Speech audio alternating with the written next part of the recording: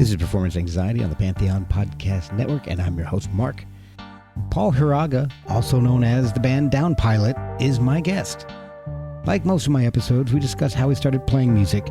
Unlike most of my guests, the guitar he learned to play on was haunted, but that didn't deter him. And Paul discovered he had a natural aptitude for music theory. In fact, he used to get in trouble because he would finish his lessons so fast, his mom thought he wasn't doing them when she'd catch him outside playing. And Paul started playing in bands in Minneapolis in the 80s and moved to Seattle in the 90s. But what's funny is that none of his music sounds like the typical music from those areas of that time.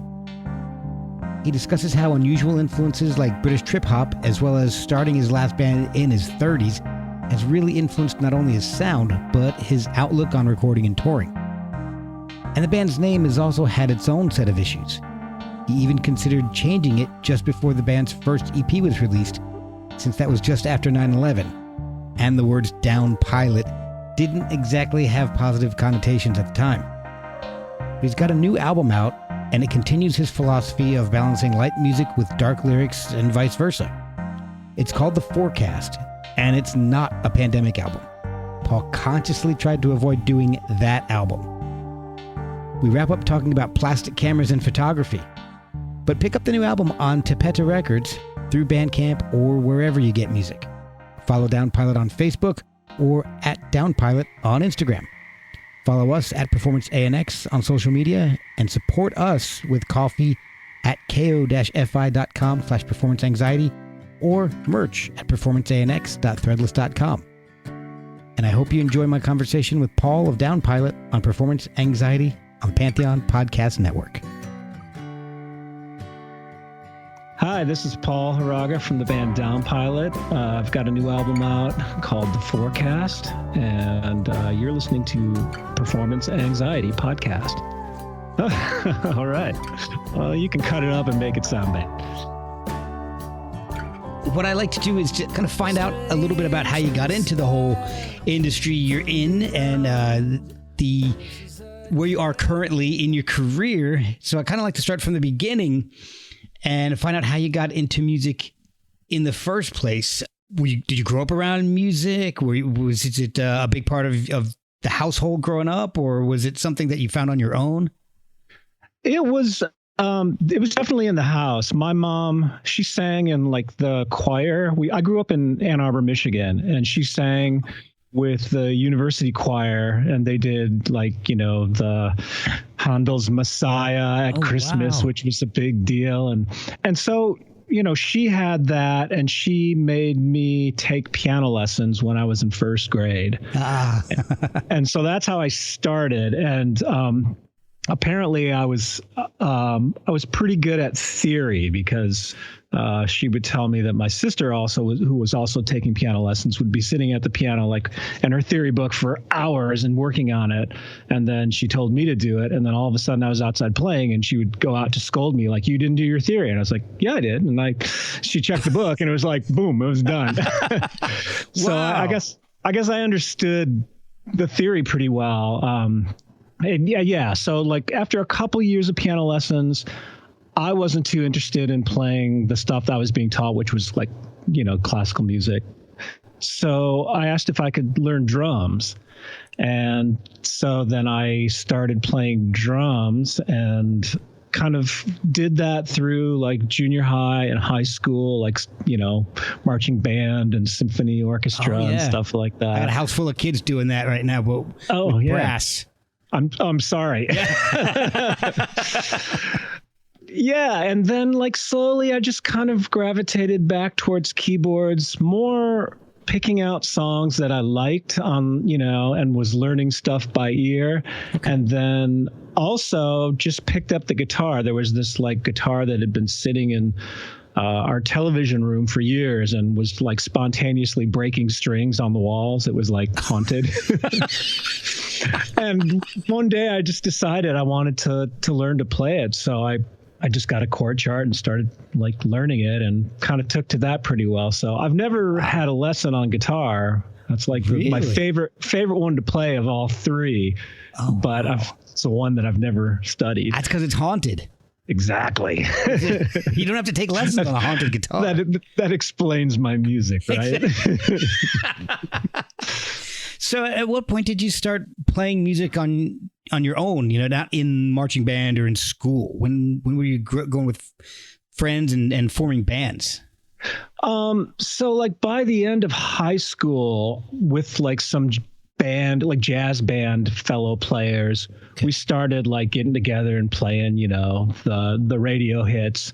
And eventually a few of us, after graduating from high school, like kind of went off and started playing functions like parties and weddings. Okay. And at that same time, then I kind of started playing in the Ann Arbor scene, like more the original music scene. Okay. Keyboardists were in high demand. And so that's sort of how I initially got going with playing with local bands. So, Ann Arbor was a pretty cool music scene back then. And there was a lot of original music, a lot of blues and R&B and stuff like that, which was, I was doing some of that too, which was kind of a good base to learn. Okay. But so like in Ann Arbor, I was playing that for a while, and then I just kind of started catching the bug for songwriting, and it was totally not in any of the veins of music that I had been playing. I was like way more into like the emerging indie scene, like definitely like the Athens music scene really caught me, and the Paisley underground in Los Angeles. And so all of a sudden I was like, I'm just playing guitar and I'm going to play this dreamy, jangly, non-specific pop music. And that's kind of how it started. And right after that, I moved to Minneapolis. Okay. And I lived there for about a decade. And kind of initially, the people that I met, I started working at CD distribution, Eastside Digital, which became Rykodisc. Oh, okay. And the people working there were very active in the music scene. Brian Paulson, who, was in a lot of bands, and he also produced Uncle Tupelo and Squirrel Nut Zippers and lots of different people. He was part of the scene there. And I ended up joining a band for a short period of time called Breaking Circus. And they were on Homestead Records, and it was like the whole Chicago Steve Albini, Naked Ray Gun post-punk thing, which was super exciting and like really fun and different. But like after a while, I was just like, this is great, but it isn't quite the fit. Okay. And I wanted to, again, kind of get to my music. So then, I formed a band called the Mings. And we put out an album of, it was kind of more like, it's kind of Big Star influence. Okay. Beatles and Big Star. And, very the big band sounds of the Mings. Hey, how about that? All right. Yeah. See, I try to do my research. Yeah. Well done. not too many people know about that one.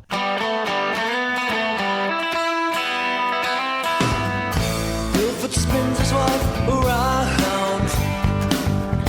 waltzing gracefully to the big band sound, so wrapped up that they never see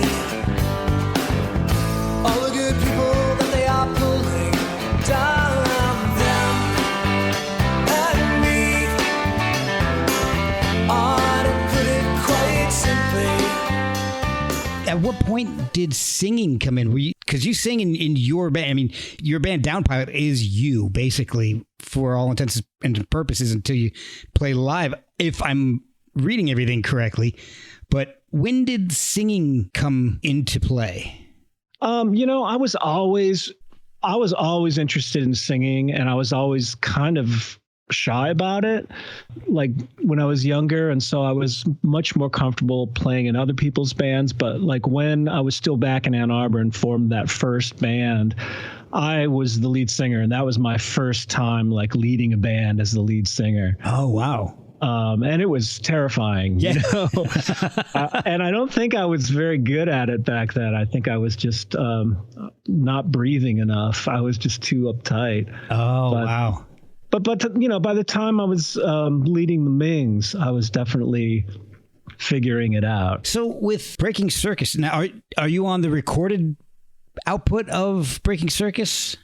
I actually my time in the band, their first album EP came out, and some band members quit, and I joined and then did some touring with them, and they were just finishing up the recording of the second album.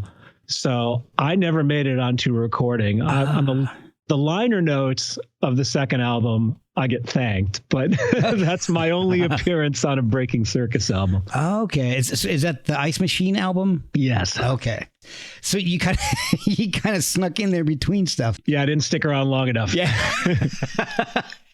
Well, if it's not the right fit, man, it's not the right fit. Yeah.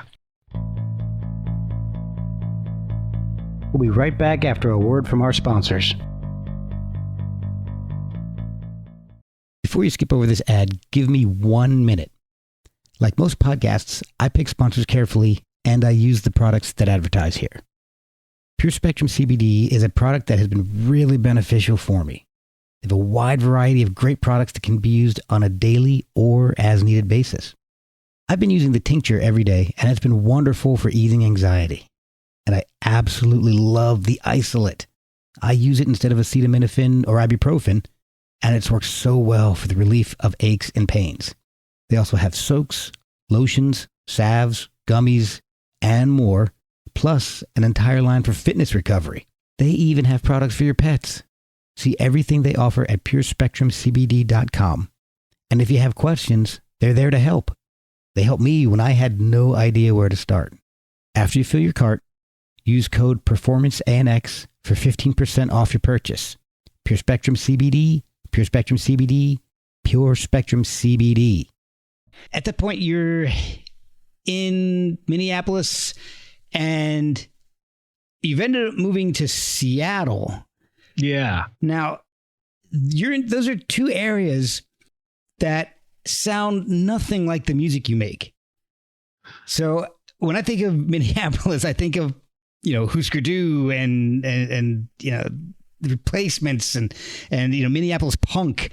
And when I think of Seattle, you think of grunge, and your music does not sound anything like that. I mean, has it always been, you've got more of a Laurel Canyon kind of sound. Is that the way you've always written in a more singer-songwriter vein? Yeah, I think that's kind of, I remember when I first started writing and recording in Minneapolis, like early Mings stuff, I liked the more aggressive sound, but, just hearing myself back singing it, I just didn't really like the way it sounded. And, you just learn from your recordings and hearing them back and figuring out what sounds good. And, but people also forget, like Minneapolis during that time of, Replacements and Husker Du, there was also, the Jayhawks. That's true. And they were contemporaries, like I knew those guys, and, cool. And also played with the singer Lori Ray and a woman named Lisa Wooster. And they were much more like singer-songwriter types, and, playing acoustic guitars. And so, yeah, there was definitely a scene there. What was the transition like from the Mings to Downpilot? Because Downpilot's first recordings started out as a full band. How did you go from one band to another? Was there a decision like that? I'm through with the Mings, I want to start a whole new project, or was it a little more gradual? So the Mings kind of dissolved just because, like, we were a trio, and the two other guys in the Mings were kind of like jobber musicians. They were making their living and kind of slaves to like going and playing on these like gambling casino boats in Iowa and stuff. And they were just totally unavailable. And I just got really frustrated with, like, I would book gigs and they would cancel and not be able to make shows. And I just said, this isn't going to work. So the band broke up, unfortunately, kind of right after the album came out. Oh, man. And then just life sort of took over, and I was kind of adventurous about wanting to move to different cities, and eventually like settled in Seattle. And quite a few years went by in between the end of the Mings and moving to Seattle. And actually, Downpilot did not begin as a band. It kind of initially was these solo recordings that I had just kind of gotten a little, like a little digital record, my first digital recorder, and just had these songs I was putting together. And I just felt like I want to go in a little different direction than this power pop stuff. And that's just what, like making recordings by myself, that kind of changed it naturally. And that's what came out. And then the EP, I was about to put it out, and then I hooked up with the first musicians who were involved in Downpilot, and we started playing those songs, and then 2 more songs, I think, got added to that first EP with the band. Oh, good. Okay. And then, so we were a band for that period of time, and then we started the first LP with that band, and then a few members changed through the first 2 albums, but it was, it was pretty much the same core for those first 2 albums. And then it kind of eventually became more of a solo project. Okay. So I went back and I've listened to everything, and the first EP is really cool. I love Antidote. Cool. The mood that you create with that is the stuff that always kind of catches my ear, that moody guitar, but these awesome harmonies. Step out of the smoke, put the blame on the antidote. Doctor is in last with you. This is not mine to tell. There is no parallel. It's taken yesterday. Got that in every album, which really draws me into the whole discography. Oh, and thanks. I really like the sound that you've got. It's got this, and I'm sure you've heard it all the time, is this Laurel Canyon, airy California vibe, especially nowadays. It's kind of refreshing because you hear, I hear you. you hear a lot of stuff that's exactly the opposite, and you don't hear the stuff like you're writing, like Gordon Lightfoot almost, or America, or Dan Fogelberg. Kind of, it's these really great songwriters who are nowadays underappreciated, and that's what I like about your music is your sound is a lot like these artists that I really like, but that I tend to think are underappreciated. Yeah, I hear you. I guess it's just really, the music you grow up with and hear when you're young, it kind of gets in your DNA, and just, like a lot of those artists you mentioned, and of course Neil Young and Crosby, Stills and Nash and Poco and early Eagles and stuff like that is there. But then it also kind of gets filtered through everything that happens like afterwards. I mean, it's funny you mentioned Antidote, because when that song was written and recorded, I was just kind of really crazy about like the British, like the trip hop scene. Oh, really? And so like just that moody with, because it's got like the drum machine beat. Yeah. And so like I was experimenting a little bit with that. That mood really spoke to me, like Portishead just was like, I was insane about Portishead. Oh, yeah. And they're really organic, they're like trip hoppy, but he never used a drum machine, he always made his own loops, recorded the own loops and like printed them on vinyl. And it was just like, I loved his methodology. It was just really, really deep. That's awesome. Okay. So that kind of explains a little bit of the sound that you hear. And the moodier stuff is, and I don't want to say darker stuff, because it's not really dark. It's just, to me, it's just kind of more moody, like High Watermark.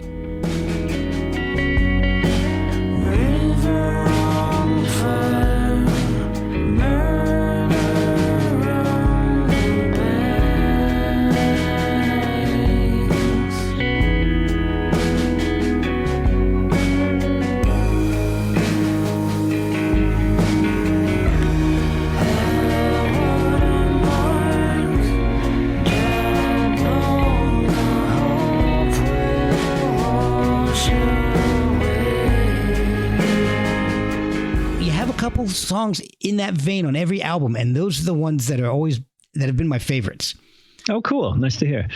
Now, at this point, so you've got the EP and you're starting to put out albums. Is it a full-time band? Or, I mean, are you touring and recording? Is this what you're doing all the time?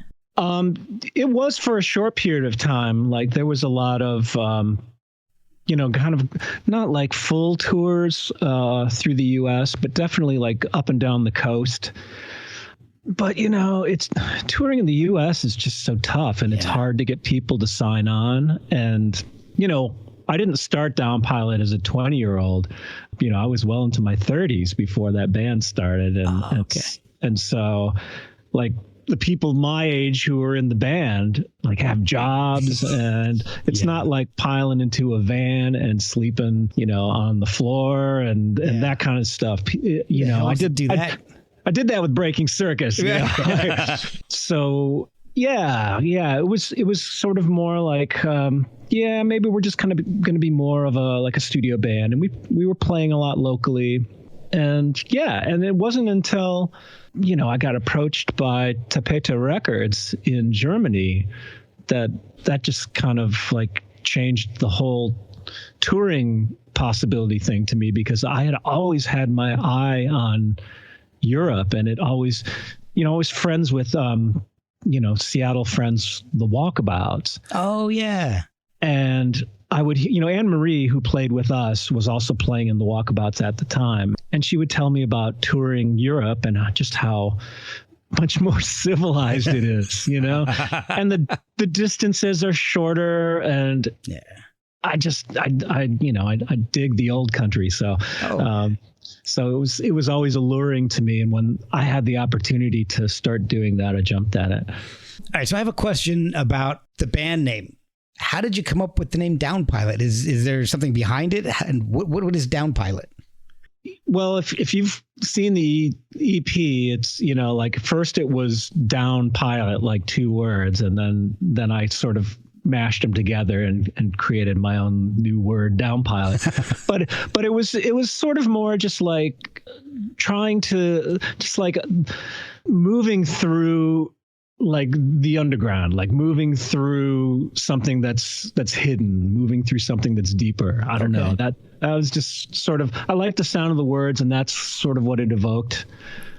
I think it's a great name. I really like it. Cool. Thanks. It's very unique. And that's one of the things I hear constantly on this podcast is how hard it is to come up with a name that 10 other bands don't have. It was really hard, which is why I've never changed it for a long time. I mean, it was really uncomfortable for a while because I have to tell you a story. We were just about to put Thrive in a Short Season, our first EP out. It was like a month away from being released, and 9/11 happened. Oh, wow. And we were still using the word down and pilot. Ooh. And I don't know, like all of a sudden we were like, should we change it? Should we change it? And then somebody in the band goes, well, there's another band called I Am the World Trade Center, and they haven't changed it. Oh my God. So I was like, well, okay, if they can do it, I can do it. And maybe we'll get through it. I think that was part of the reason why I mashed the words together. It became less about a pilot being down, right. It kind of gave it a different meaning. I'll tell you a funny story that I heard.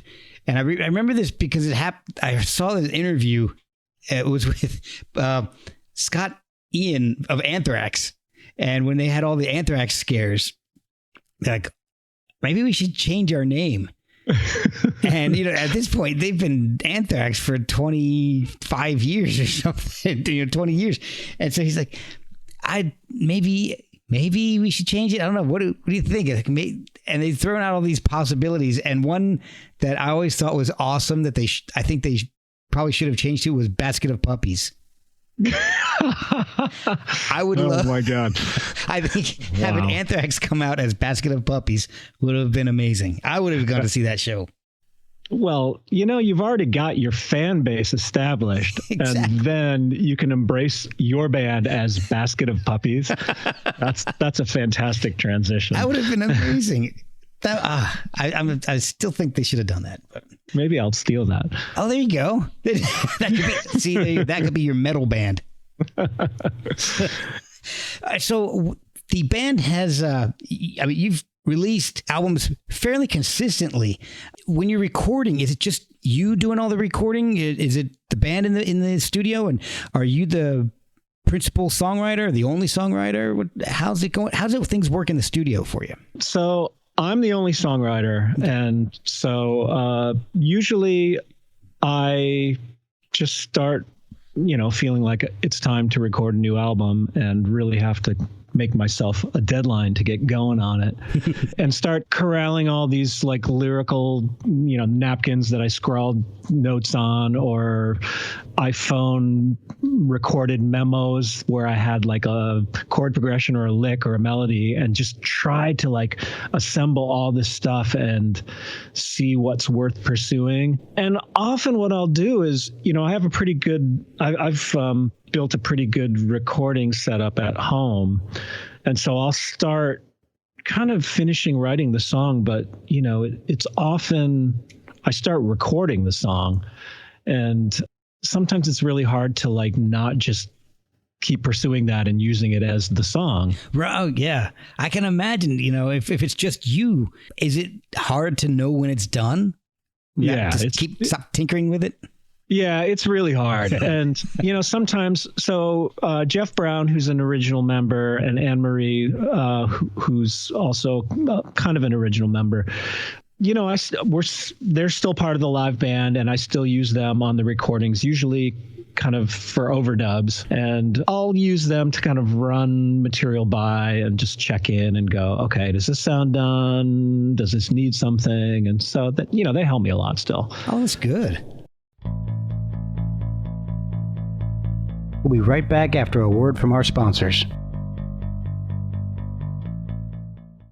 It's good to have somebody to bounce stuff off of, especially if they're familiar with the band, Yeah. Got to have it. Otherwise, I will definitely make myself crazy in the process. This last album, I really wanted to have it a little bit more written and then bring it to the band to record. But of course, it was difficult circumstances and COVID was still happening, and it just didn't happen this time. I keep promising myself the next record will be like that. So we'll see if I stick to it next time. Well, that's one thing I wanted to ask you about. Your albums have come out every 2 to 4 years, which is really consistent. And there's a 5-year gap between the last two. So is there a non-COVID reason for the gap, or was it basically the pandemic's fault?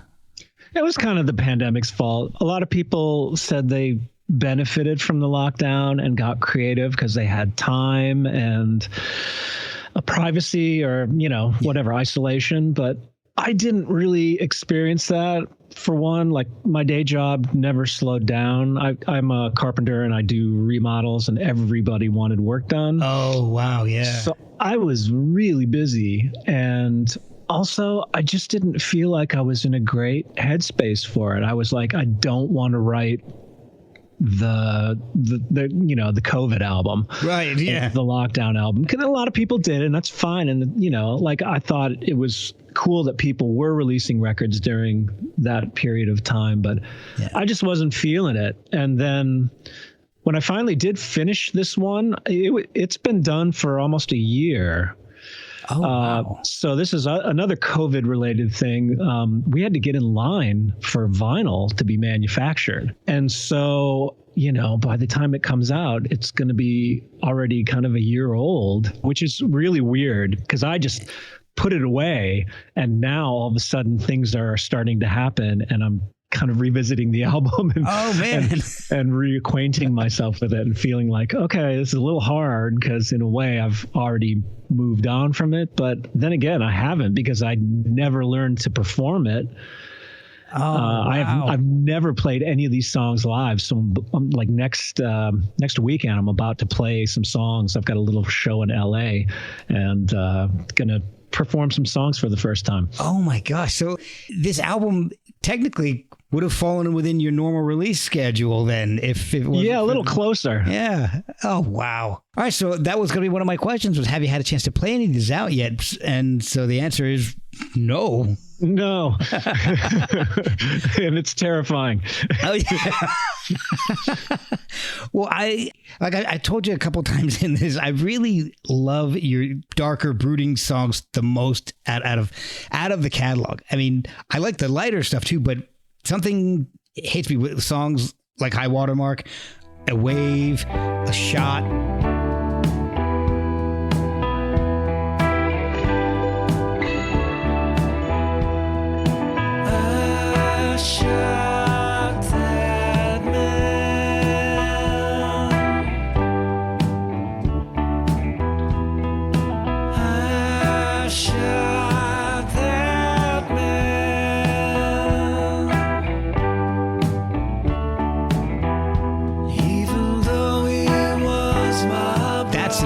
That's the kind of stuff I like. Oh, cool. Deep cuts. Yeah. Those are the ones I loved. There's just a touch of darkness to those that I really, really enjoy. But I do like the lighter songs too, like In the Morning, Edge of the Flood. Sky is lightning, birds that fly through the night elongate the days, and it makes you feel right. I hear you stand hand in hand at the edge of the flood, giving to all the change. Those are the ones that really remind me a lot of like Dan Fogelberg, James Taylor kind of songwriting, and that's what I know. That's what my wife likes. Uh-huh. So this album is speaking to my family. So your discography something for everyone. Yeah, exactly. And I usually go for the harder rock stuff. So maybe that's why I like the heavier stuff, the darker stuff. But I guess my point is that I really like the way you write both the lighter stuff and the darker stuff. Your lighter stuff has a vulnerability like Dan Fogelberg or James Taylor, and I like that a lot. Cool. Yeah, it's funny. The lighter titles that you just mentioned, I'm thinking, wow, those are actually some of the darker lyrics. I guess I got to pay more attention to lyrics. Yeah, that's kind of the nice dichotomy, is that you can cloak this misery drenched lyric in a snappy pop melody. That's good songwriting. It is. So the new album, we mentioned that it's called The Forecast. And is there anything behind the album title? I know that the last song on the album is The Forecast. These days of winter are feeling like a war. Don't wanna mess up the bed, so I lay on the floor. Can you come by tonight? Can you do one thing for me? Try walking through these walls. It isn't harder than it has to be.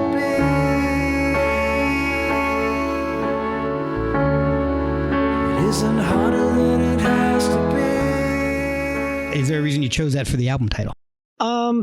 That song really just sort of appeared. Like, it was every once in a while when I'm songwriting, just a song will happen without me forcing it or sitting down and contemplating what is this about. That one really just came, and I just thought, the title felt fitting.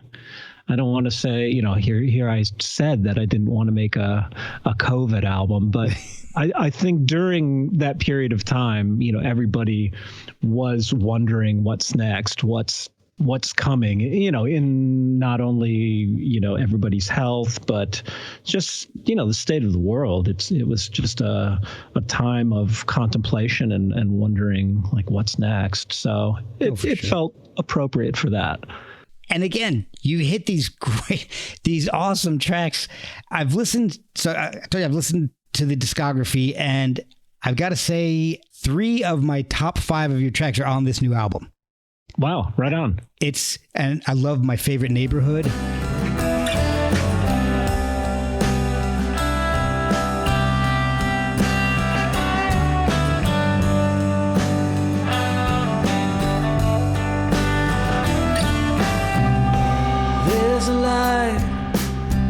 rising from the clouds, but it's blocked out by desire. A lazy head stuck upon my bed. I love Red Desert. That has just got a really cool vibe to it. Oh, awesome. But my favorite, and this is number one out of everything I've listened to, is Balancer. Okay, yeah. That song is, I was on my ride home, I listened to the album. I got like a 45-minute drive home, and so I was listening to the album again to refresh myself for tonight, and I listened to it once, and then I just kept hitting repeat on Balancer. Just nice. Over and over again. That song, it just gets me. I love the harmonies on and the darkness to that song. It just sounds like the rest of your catalog that I'm really drawn to.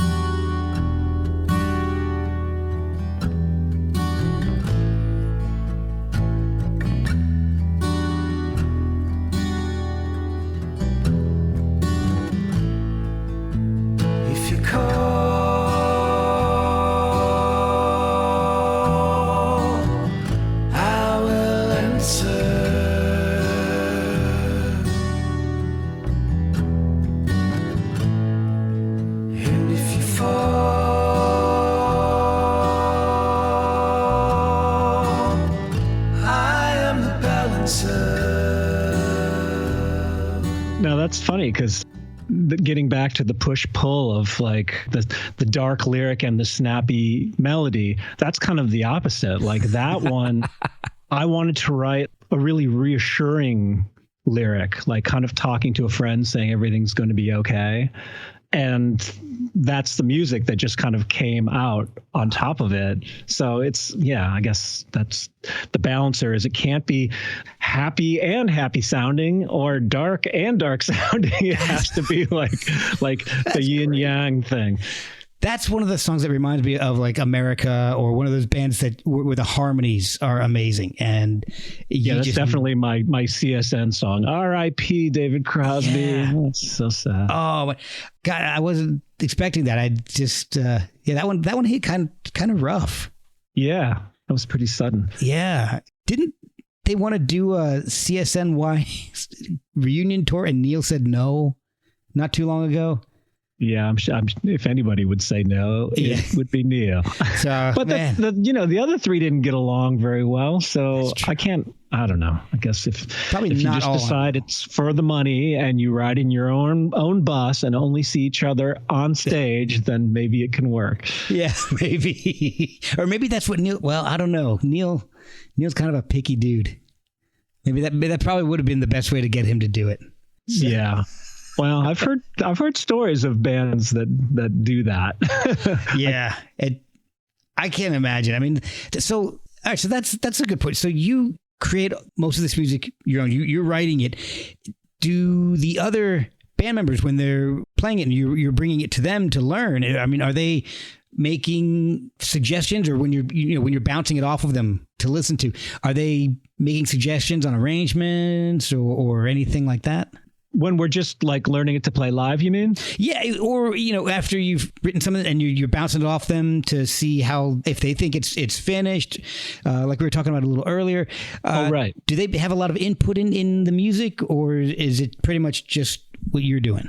Yeah, I mean, I try to be open for input. I think usually when it comes to the point where I'm playing it for other people, the arrangement's pretty set. It's sort of more like, is this part, does it need another texture, or more like vocal harmonies? I think for a while I was really more austere about using vocal, like background vocals. And one of my people that I use on my records, Terry DeCastro, who lives in Los Angeles. She is a longtime member of The Wedding Present. Yes. Oh, great. And so she's also like, actually for the last two albums, I probably run stuff by her more than anybody. Just send her files and I'll send her rough mixes and she'll put down vocal harmonies that I just would never think about. Oh, cool. So she always surprises me with stuff that way, which is cool. It's always nice to be surprised. And also another LA person, the violinist on the last 3 albums, Melinda Rice, she blows me away. She just like comes up with this stuff that just all of a sudden just opens the song up to a completely new feeling. Is she the one playing on the new album, the studio? Yes. Oh God, she's amazing. Isn't she? Yeah. I was blown away by that. Oh, it's added so much. It was so awesome. Yeah, the previous 2 albums, I went down to LA to record her. And during COVID, she moved back to Pennsylvania, where she's from. And so this was the first time that I wasn't able to like be there and be a control freak or whatever.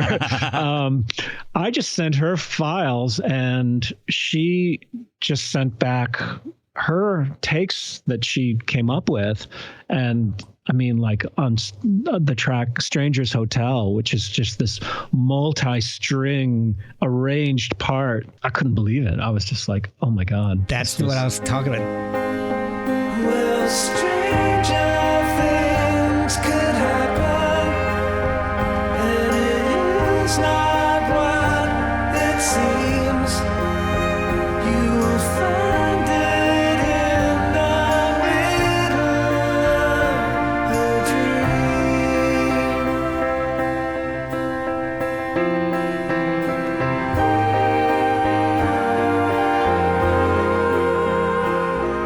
That is awesome. And then the first single, Black Eye. Yeah. I always mean to ask this to people, and I always forget. So I'm going to ask you, do you have a process to pick what's the first single off of a new album? I mean, because that kind of sets the tone a lot of times. What do you have a process to pick it, or is somebody at the record label decide, or how does that whole thing work? Usually I'll come up with an order that just feels right. I don't really subscribe to any particular philosophy, like the first track has to be the single or it has to be anything. Like there's just something about when you assemble the tracks, how they feel to me, you know? Yeah. And so I'll put together my order and then I'll ask Terry DeCastro help me on the last couple albums, and then Jeff will help me.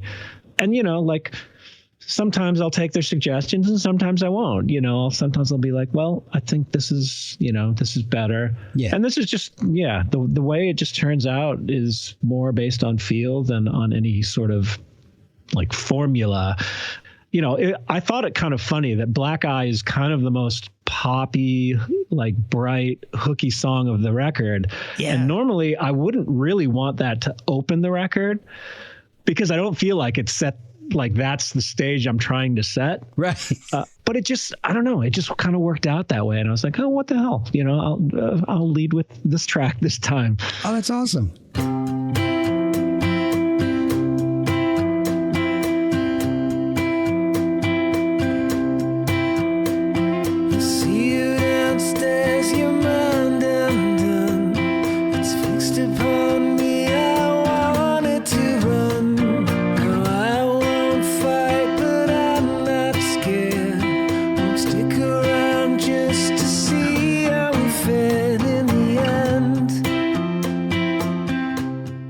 You said you're going to be playing this upcoming weekend. Do you have shows lined up? Are you going to be playing to support the album at all? Or is it going to be kind of regional? And is it going to be basically the same band that has supported you in the past? Yes. So I am playing this coming weekend in Los Angeles with Terry DeCastro, and this violinist who I mentioned, Melinda, is actually going to be in Los Angeles that weekend. So the 3 of us will get to do an acoustic show, and I'm super excited about that because I don't really get to play live with Melinda ever. Oh, wow. So it's exciting for me. And then the album is officially coming out March 17th, and we've got a Seattle show on the 15th at the Tractor Tavern. And we will be playing our album release show, and hopefully I'll have merch and be able to sell some records that night. Awesome. And then, I'm just kind of like trying to get some more local shows lined up. I do have a tour that's pretty much all booked in Germany starting on May 1st. And that's cool. like a 2-week tour. Oh, nice. So I wish I lived out there because I would love to see this. I would love to hear this stuff live. Where are you? I'm in Winchester, Virginia, a little outside of DC. So okay, all right. I'm on the exact opposite coast, and I'm nowhere near Germany. So you might be closer to Germany than you are to Seattle. Might be. So, like I said, I have just enjoyed.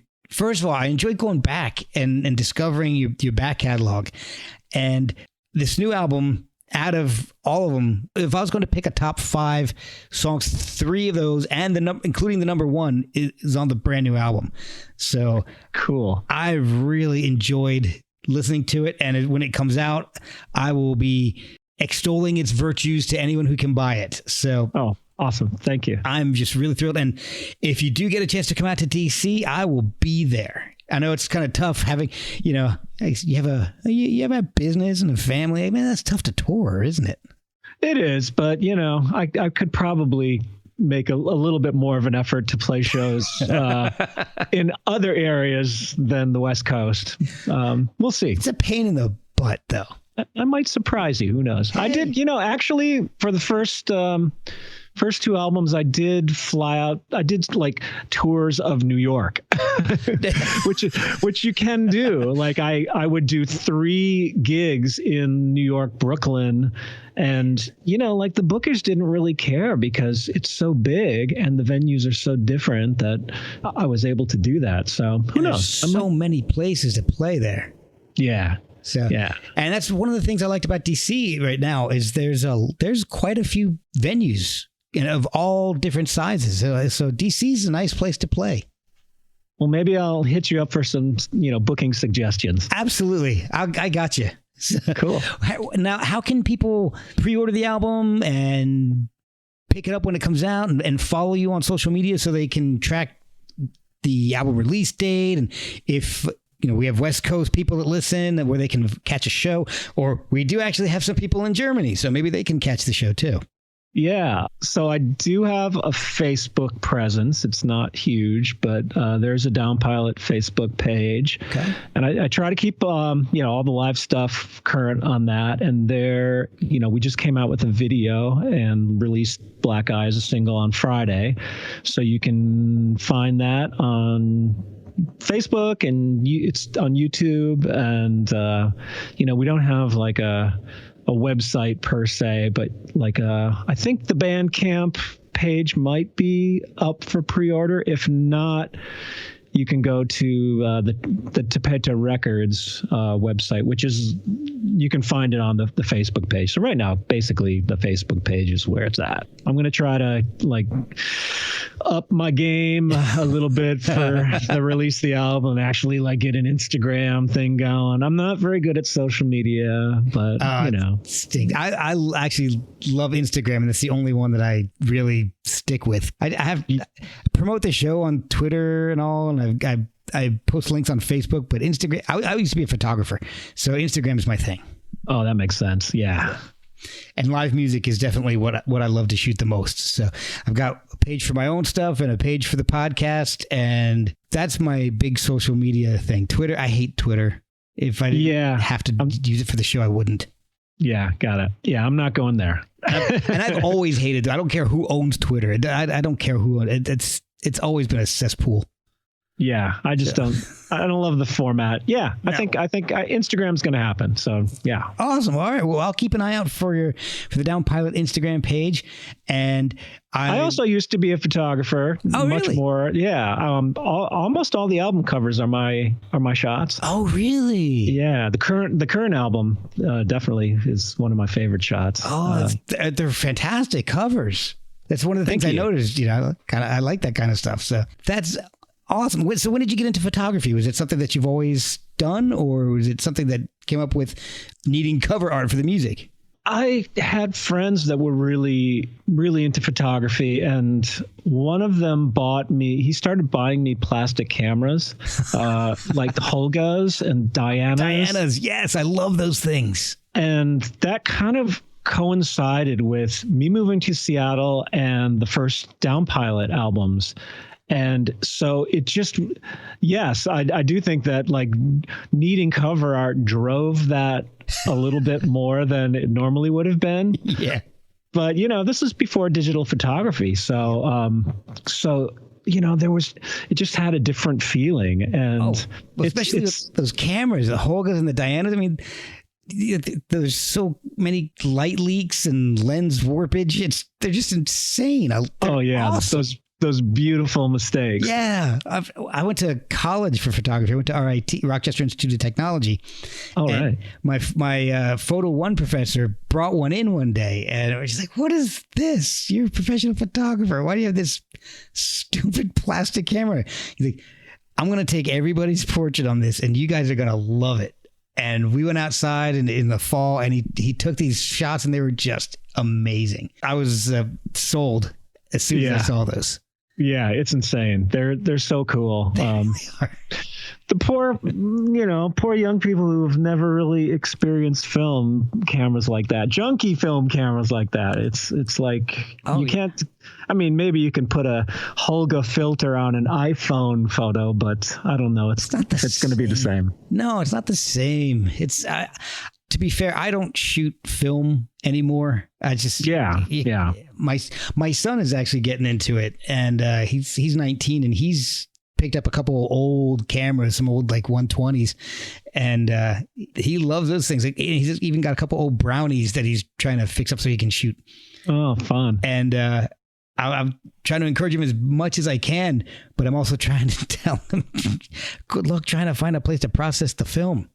Right. And buy film. I mean, I don't even know where you buy film anymore for this stuff. Yeah, I think we're down to just like a couple stores in Seattle who still sell film, and I can only think of one processing lab. I mean, it's getting rough. It's amazing. When I was in college for it, we used to go, we would have to shoot a ton of film for every assignment, and you would go to the academic side, and they had, if you go to the darkroom areas, they had all the processing chemicals that you needed in spigots in the wall. It was like a tap room, and you just take your, oh my God. Yeah, you take these big jugs and just go to the wall, and that was all part of your tuition. Film and paper weren't. You had to buy those, but the chemicals, you could just go and you fill up your jugs and you process your film, print your pictures, and it was just amazing. So, wow. Yeah. Wow. Well, that was 91. I started there, so. Yeah. So, in fact, I remember a friend of mine had the very first edition of Photoshop, and it looked ridiculous. I remember looking at his crappy computer and looking at this stuff. Everything looked like Max Headroom, but like 8-bit Max. I'm like, who the hell is ever going to want to use this? This is ridiculous. Yeah. It shows what I know. I know. It's deep now, boy. It really is. So there's a whole other thing for you. You get your Instagram page, and you can put up your Holga shots. I'm pretty sure they have got a whole Holga Diana appreciation page on Instagram, and I know there's one on Facebook because I joined it. Okay. I'll keep an eye out. Yeah, definitely. And if you ever get on Instagram, check out my personal page. It's got all my band photos, my live concert photos. So yeah, I think that's the other thing that's driving me to join Instagram is, like, as an outsider, you can't view it. Yeah. You can't really visit it. It's like you get a little tease, and then all of a sudden the big blocking thing comes up saying join Instagram. It's like, okay. The hardest part for me when I first joined was that I couldn't upload from, when I joined, I couldn't upload from my computer. So I had to basically, any shots that I had on my computer that I wanted to post, I had to email to my cell phone and then post from there. Oh, yeah. So I had to download it onto my photos in my cell phone and then upload it that way. I still have to do it that way, but I was sitting there going, I'll join Instagram. I'll put up my photos that I've had scanned, and nope, couldn't do it. Oh, okay. I'm forewarned. Yeah. Yeah. Unfortunately, I'm like, why isn't this working? Why? And then, well, let me just try it this way. That emailing it to myself. So now my photos folder on my phone is just outrageous. Yeah, now you have to buy a bigger phone. I do. I think we're going to have to this weekend. I'm about out of memory. Well, Paul, thank you so much. This has been a blast. I've really enjoyed talking the music and photography with you. It's been a lot of fun. Thank you so much for coming on, man. Cool. Thanks so much for asking me. It's been really fun for me.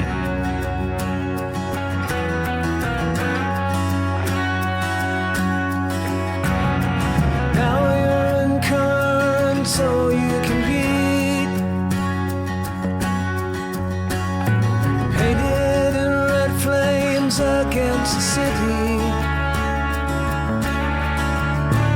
You rise like a tower that goes from the seam. When it wasn't a flower, you must have been dreaming. Red desert.